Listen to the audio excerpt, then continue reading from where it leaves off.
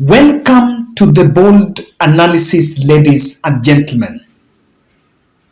William Ruto's tour in Homabay was political. And the people that are criticizing a chunk of Homabay leaders who skipped that event simply do not understand what exactly transpired or are just hypocritical. And before I went further, I want to tell you something. Let me just tell you, today I received an information from a vernacular journalist working with one of the local stations, one of the Luo stations, who is based in Homabay, that he received a message, a WhatsApp message, as early as 6 a.m. that was inviting him. Of course, it was one message that was sent to the journalist to go and cover President William Ruto's event in AIC, African Inland Church in Homabay. In fact, the journalist who sent me, who was telling me, was a journalist based in Kisumu, and in fact, he was asking me, she was asking me why we had not analyzed about that. And of course, the truth of the matter here is we had not received any information about. Personally, I did not know. So even the journalist was wondering about it. And let me just tell you, if you are close to anyone who is a church leader with numbers, especially one in South Nyanza, SDA or Anglican Church on the other areas of Siaya, then just dig deeper, you realize something. During the campaign trail, the campaign period, after the fracas, after William Ruto went and was donated some cars in Western, and I think there was also Bishop Anyolo in Kisumu. And at one point, he abstained from the Nyanza a bit, but 3 months to the election, he tried his best to go and campaign in Nyanza, especially South Nyanza, but through the church. And one person was actually telling me, someone was telling me that the camp really tried to penetrate through the SDA. But remember, the SDA faithfuls, they do not really condone politics. And of course, some of them are here. You can tell us. One instance was, I think Obado's wife was vying for women rep in Homabay in Migori, and she could not be allowed to campaign in the church that she goes. Even the politicians that are vying in Nyanza, you will rarely see them being given platforms to campaign through SDA. And so the SDA, he tried the SDA way, but that did not work. So I want to tell you what exactly was the political mission. But before we look at that, I want to humbly request you to subscribe to our channel, click the notification bell, and like our video. Now let me tell you, in that AC, there was a fundraiser. I want to tell you that William Ruto's tour in Homabay was political. And some observations that I made is this. Ruto made a post in his social media, and in fact, just check William Ruto's Facebook page. You will see a post with 37 photos sharing his political mission, or rather his political activity there.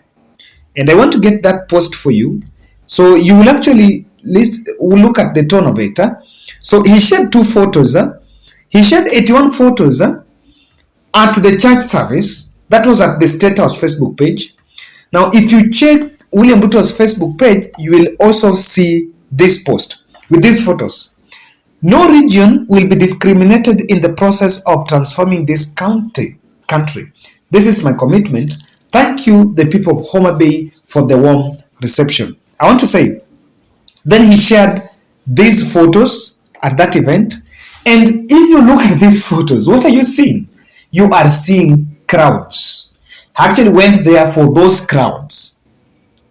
The perceptional politics that was created. Now, look at this video. If you look at the video you're seeing in your screen, I wanted to look at this. If you look at this video, David Ochieng, behind David Ochieng is the car, and that car ni ile imebeba sound. So that is sound. What does it tell you? Kwamba walijipanga. These were campaign materials. Because if the president was just going in his capacity just as a president just to do that and come back, hata kungekuwa na hii, and you could see President Uhuru, the former President Uhuru Kenyatta, when he visited churches or anywhere, you would not see him with those sounds or that. It's not part of the presidential package, but this sound system was the one that was used at campaign. So from the UDA headquarters, it was picked and it was dispatched in Homabay. By that, it was dispatched in Homabay from Kisumu for specifically political purpose. So William Ruto was there to campaign. Now, I want to give you another observation, and we were just doing some critique of this. Now, I want you to look at this video. Now, this video, there is a bit of some classified audience, the guys in white. And if you see that where that jubilation, you see the guys in white are the guys that are actually celebrating, or rather than that are jubilating about the presence of William Ruto. So that can also make you see that there was mobilization. This can be seen even in that AC church. Challenge me. Someone in Homabay, get to the conversation. Tell us something. Do you want to tell me that is the population of that church? There is this photo here. People were even mobilized to come and attend. And unajua hawambangi nje, wanaombanga ndani. But because the president was coming, ilipangwa nje, and people were mobilized to come and attend to bring those numbers. And the strategy was very simple. The president did not need really to go to the heart of Homabay. Alijua akiwa church, of course people will have an idea about his coming, and it was all over because ilitangazwa all over. So people were just going to wait for him. And he knew very well that politically he was going to get an audience. In fact, no one would abstain from a meeting by president. Now, another thing, Steve Ogola, High Court advocate, shared today too, Ruto akishanda huko, and there was a complaint about the leaders who missed. We look at that. He shared this and said, Nyanza, listen, I am an advocate. Like our leaders, I am comfortable regardless of whatever administration is in power. But that's not the case for most of our people.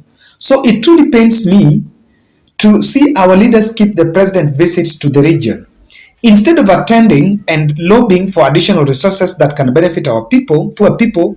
Anyway, sawa. But then, he had to delete that post. He shared that post, but I'm telling you, unajua tu huko alifukuzwa, alipelekwa mbele. They had to pull down that post. So why are leaders, if William Ruto went to Homabay to pray, then what is the essence? Why are people taking an issue that our local leadership skipped? The senator, Moses Kajwang, skipped, has not spoken. Opondo Kaluma, who is the member of parliament of Nyeri Town, of Homabay Town constituency where president went, skipped, said that he was not involved in coordination and planning. And of course, I can tell he was not involved. That one I can buy his statement that he was not involved. Even though if he wanted to attend, he would still attend. Then Governor Wanga is saying that he's away.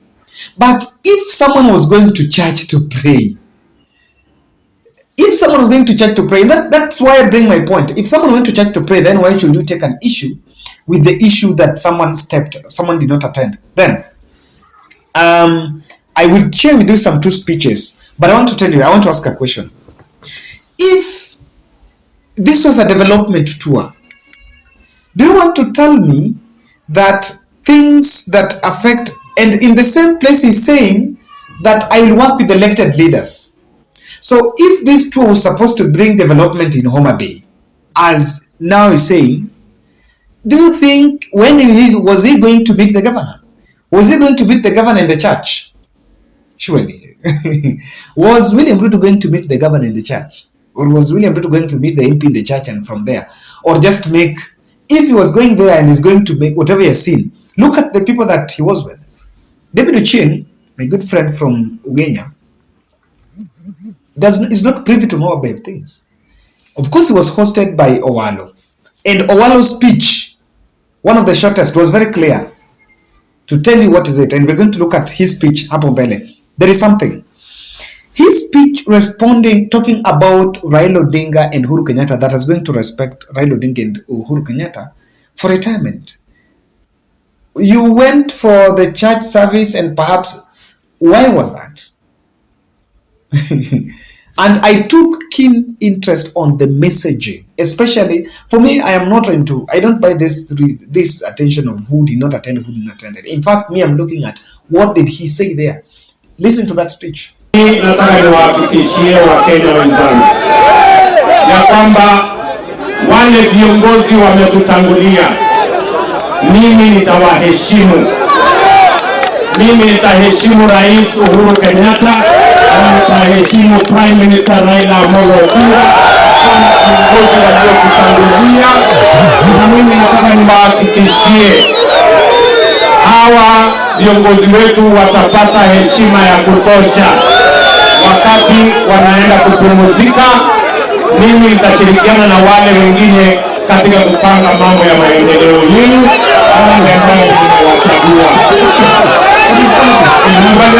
And in this video, when I explain for the political vision, his political mission in Homabay, and I believe it failed, you look at it. Then I think the president's advisors should just tell him something. Very simple thing. Stop promising, start redeeming. You know, and I can tell you that Kenyans will be promised to the last day.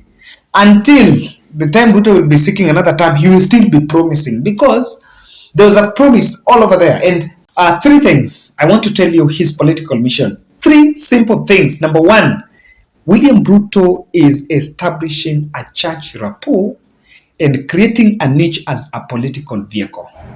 This is what was the script in Mount Kenya. The entry point in Mount Kenya was through the churches. And one of those churches that also supported is AIC in those areas. And not even, but AIC is more strong in Rift Valley and that other western part.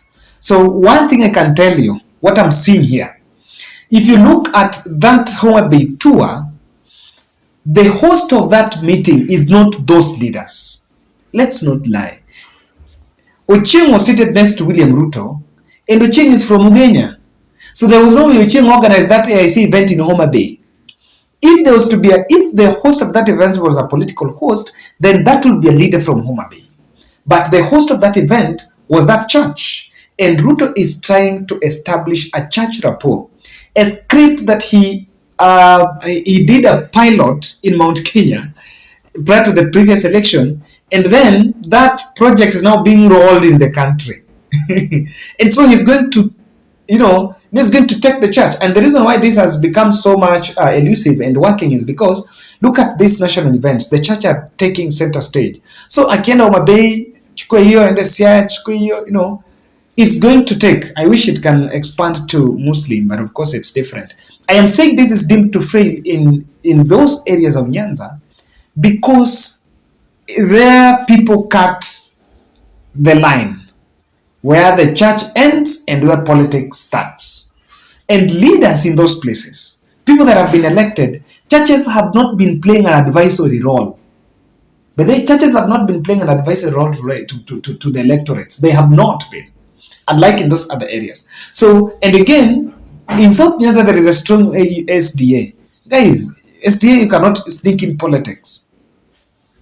Now that's bit of what is it? And that's why I feel that was one of his missions. He's trying to establish and expand the wings. Two, President Ruto wants to know what is Raila Odinga's plan.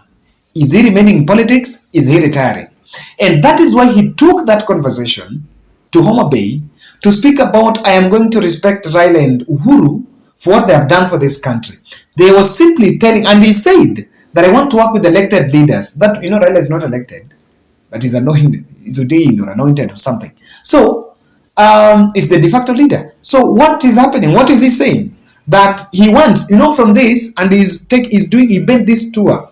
He rushed for this trip because there is a rumble that it's a fake rumble, it doesn't exist. of ODM and whatever is happening there. So he rushed there for that. Political. 3, Homabay special project. Divide and rule. Maybe you cannot, he has realized that maybe in the next election asikupata kura mingi. Ameangalia Homabay maybe ndiye alipata kura mingi. I think Kisumu alipata kuliko Homabay. But he will, because he has picked a CS, and someone should confirm for me the lady who comes from Migori of Homabay.